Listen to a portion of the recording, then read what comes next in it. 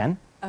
So for me, growing up, I grew up with an occultist grandmother that read Aleister Crowley and H.P. Blavatsky, and I didn't have religion in my life. I had this free thinker, and like in our house growing up, she had Hieronymus Bosch's God and Earthly Delights painting next to Goya's Saturn Devouring Its Young. So this is like a screenshot of my childhood.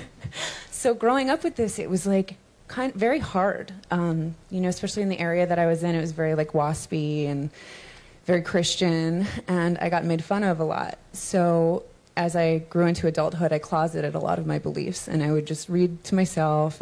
Everybody knew I read oracle cards, but I would never like open that door completely. But then in 2012, I was actually working in a pop culture blog, of all places, for a reality star who shall remain nameless. But I really got into the Mayan calendar, and I was like, oh, this is great, viral content, whatever. But then I went deeper down the rabbit hole, and I'm like, apocalypse, what does this mean? Is this happening? Is the world going to end? And it just sent me on this whole journey towards like understanding what that word apocalypse meant. And really ultimately what it meant was revelation of truth.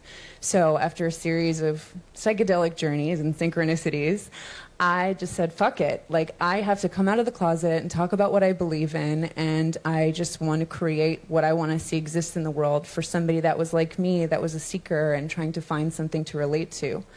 And like ultimately, like answering your question from before about what spirituality means, it's like, the word is hard, right? But for me, it's learning to find a way to have a relationship with the universe and with nature, and understanding those patterns and what that really means for my life here. And the universe is ultimately chaotic. And one of my favorite axioms is out of chaos comes order.